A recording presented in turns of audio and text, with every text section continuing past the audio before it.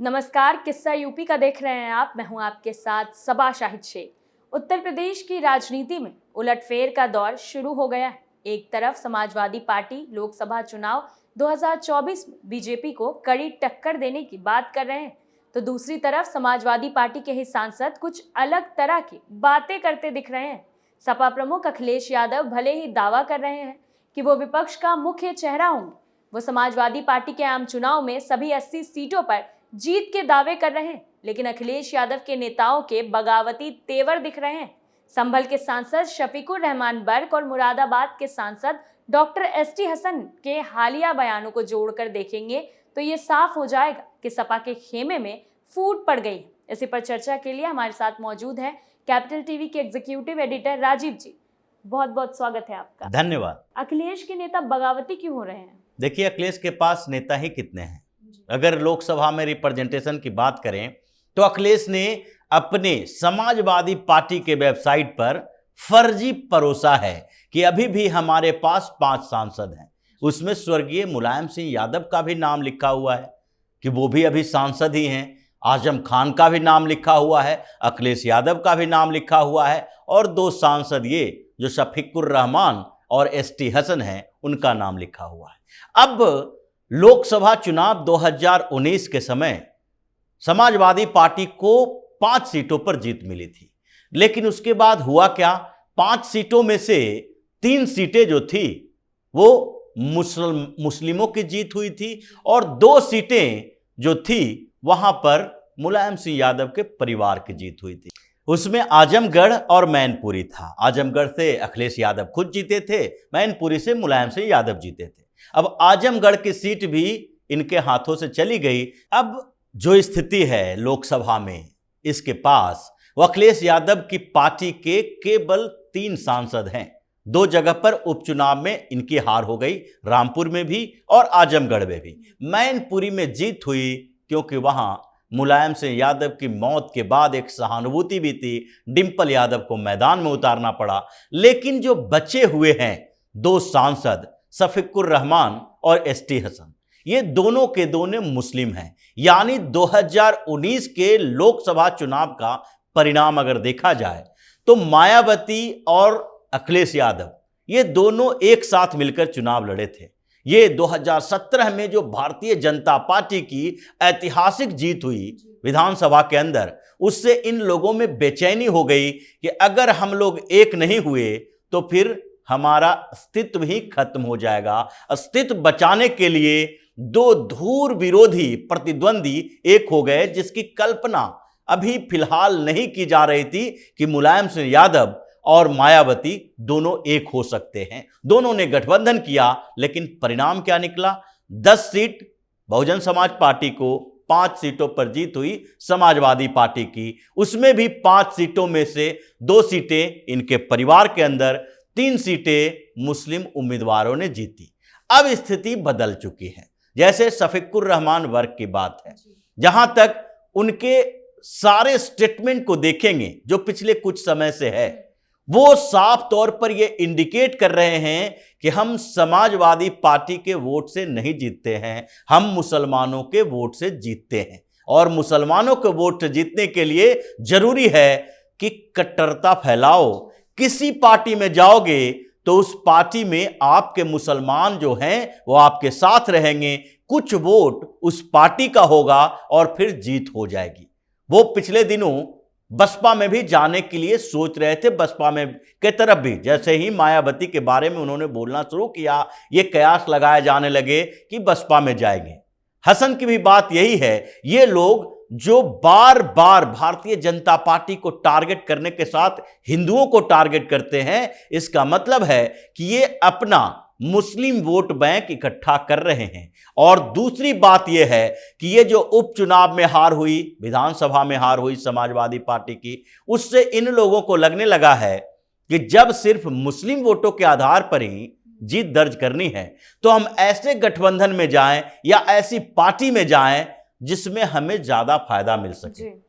जैसे जहां तक आजम खान की बात है, जब आजम खान ने अखिलेश यादव के ऊपर आरोप लगाना शुरू किया कि वो हमारी स्थिति को समझ नहीं रहे हैं, हमारे लिए लड़ नहीं रहे हैं, हम जेल के अंदर हैं, अखिलेश यादव मुलाकात तक करने नहीं आ रहे हैं। उसके बाद जब वो बाहर निकले, शिवपाल यादव से मुलाकात की, अखिलेश के मैसेंजर को लौटा दिया। बाद में स्थितियां बदली और अखिलेश यादव ने किसी भी तरीके से आजम खान को मना लिया, लेकिन उस समय कांग्रेस से भी आजम खान को ऑफर मिल रहा था और असदुद्दीन ओवैसी वो भी ऑफर दे रहा था। लग रहा था ओवैसी को कि अगर उत्तर प्रदेश के अंदर एक बड़ा मुस्लिम चेहरा उनकी पार्टी में हो तो उसके बाद पश्चिम उत्तर प्रदेश के क्षेत्रों में कम से कम, जहां कुछ क्षेत्रों में उत्तर प्रदेश के ऐसे क्षेत्र हैं जहां 50 to 60% मुस्लिम आबादी है, उन क्षेत्रों में कम से कम हम जीत दर्ज कर सकते हैं। तो 3-4 क्षेत्र तो ऐसे हैं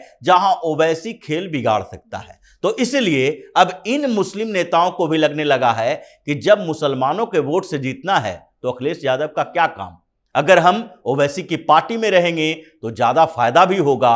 और आगे जो गठबंधन की बात चल रही है, क्योंकि उत्तर प्रदेश में विपक्षी एकता के लिए अखिलेश यादव पटना गए, पटना में मीटिंग हुई और मीटिंग में उत्तर प्रदेश की तरफ से कौन थे? सिर्फ अखिलेश यादव। मायावती को बुलाया नहीं गया या फिर मायावती ने पहले ही जाने से इनकार कर दिया था, ये कंफ्यूजन की बात है, इसमें अभी स्पष्टता नहीं हुई है। लेकिन मायावती को अगर बुलाया नहीं गया तो इसमें कहीं ना कहीं अखिलेश यादव की भूमिका होगी कि हम दोनों अब एक नहीं हो सकते, गठबंधन नहीं कर सकते, इसलिए आप हमें बुलाएं या उन्हें बुलाएं। क्योंकि अखिलेश यादव को बुलाया गया, जयंत चौधरी को बुलाया गया, कांग्रेस को बुलाया गया, तो मायावती ऐसी पार्टी नहीं है मायावती की जिसको न बुलाया जाए, इनवाइट न किया जाए। और ऐसे भी अखिलेश यादव से बड़ी पार्टी, बड़ा व्यक्तित्व और कद मायावती का है। अखिलेश यादव अगर उत्तर प्रदेश से बाहर जाते हैं तो इनको पंचायत के चुनाव में भी जीत की गारंटी नहीं दे सकते। दूसरी बात है, जहां तक मायावती के बसपा की बात है, तो उत्तर प्रदेश के बाहर आसपास के भी राज्य जितने हैं, चाहे मध्य प्रदेश हो, छत्तीसगढ़ हो, राजस्थान हो, हर जगह पर बसपा चुनाव लड़ती है और ठीक ठाक वोट लेकर आती है। राजस्थान में पिछली बार जो विधानसभा चुनाव हुआ था उसमें 6 सीटें विधानसभा की मायावती की पार्टी की आई थी। हालांकि बाद में कांग्रेस ने जो गेम किया उसके कारण 6 के 6 विधायक कांग्रेस के में चले गए, मायावती की पार्टी वहां पर खत्म हो गई। लेकिन कर्नाटक से केरल तक हर जगह पर जो दलित समुदाय हैं वो मायावती की तरफ देखते हैं और 2-4% वोट हर जगह पर मायावती की है। फिर भी अखिलेश यादव गए वहां, लेकिन मायावती नहीं गई, वहां पर एक नए गठबंधन की तलाश कर रही है। कांग्रेस और बसपा के बीच भी एक नया जो समीकरण पनप रहा है उत्तर प्रदेश में कि अगर अखिलेश साथ नहीं आए तो कांग्रेस और बसपा गठबंधन करे और साथ ही अगर जरूरत पड़े तो ओवैसी का समर्थन लिया जा सकता है। कुछ क्षेत्रों में एक म्यूचुअल कैंडिडेट खड़ा किया जा सकता है जिसमें वो समर्थन दें और ये बाहर से समर्थन दें उनको। तो ये व्यवस्था जो चल रही है ये अखिलेश यादव के खिलाफ है।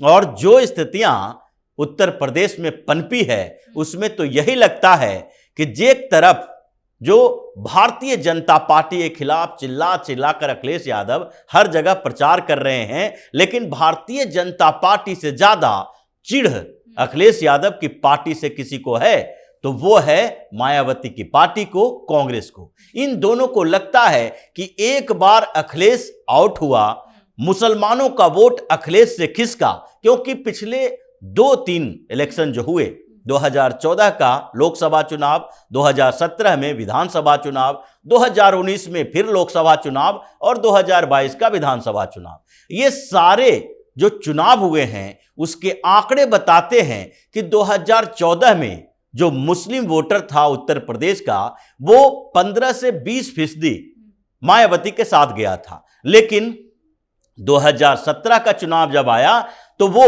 टैक्टिकली मायावती को छोड़कर अखिलेश यादव के साथ आना शुरू किया। 2019 के लोकसभा चुनाव में भी 80% से ज्यादा मुस्लिमों ने अखिलेश यादव की पार्टी को वोट किया और फिर 2022 के चुनाव में तो 90% प्लस, यानी कि 93% के आसपास मुस्लिमों ने वोट किया अखिलेश यादव की पार्टी को, जबकि अगर उम्मीदवार बनाने की बात है तो वहां अखिलेश यादव से ज्यादा उम्मीदवार मायावती और कांग्रेस ने बनाए थे। लगभग 60 विधानसभा के सीटों पर मुस्लिम उम्मीदवार कांग्रेस ने उतारे और 53 से 5 के बीच में मायावती ने उतारे थे, लेकिन फिर भी इन लोगों का जो जीत का परसेंटेज है वो 0 रहा, क्योंकि मुसलमानों ने इनको रिजेक्ट कर दिया। लेकिन अब वही समीकरण चल रही है कि मुस्लिम अखिलेश यादव से नाराज हो रहे हैं।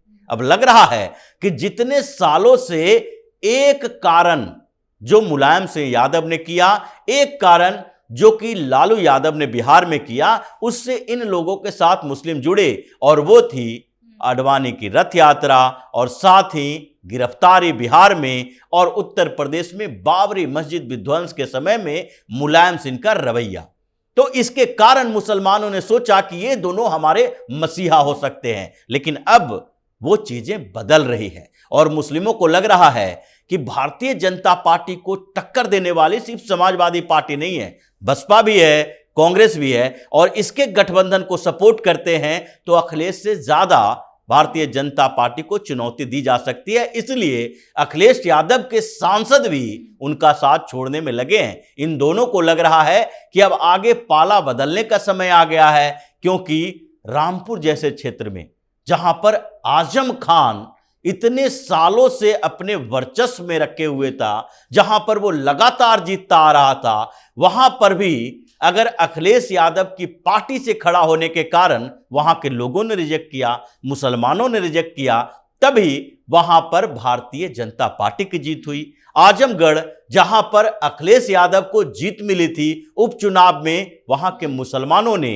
अखिलेश यादव के उम्मीदवार को सपोर्ट नहीं किया और फिर इसी के कारण वहां पर भारतीय जनता पार्टी की जीत हुई। तो ऐसे में अब कैसे सोचा जा सकता है कि 2024 के लोकसभा चुनाव में मुसलमान पूरी तरीके से सपा के साथ रहेंगे। और इसीलिए ये जो दोनों बर्क हों या फिर हसन हों, ये दोनों जो आजकल बातें बोल रहे हैं, चाहे ओवैसी को लेकर स्टेटमेंट हो या फिर मुसलमानों को लेकर हो या समाजवादी पार्टी के कुछ एजेंडा और नीतियों को लेकर हो, इसका संकेत यही है कि अब मुसलमान समाजवादी पार्टी से ऊब चुके हैं और अखिलेश यादव का साथ धीरे धीरे छोड़ने वाले हैं। बहुत बहुत धन्यवाद सर। धन्यवाद। अखिलेश यादव टेंशन में आ गए। एक तरफ वो विपक्ष को जोड़ने की कोशिश कर रहे हैं, जिसका परिणाम भी कुछ खास नजर नहीं आ रहा। दूसरी तरफ उनके नेता भी उनसे ही बगावत करने पर उतारू हो गए।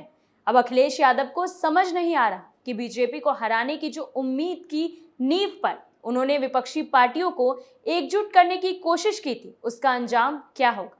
किस्सा यूपी का में आज के लिए इतना ही। देखते रहिए कैपिटल टीवी। नमस्कार।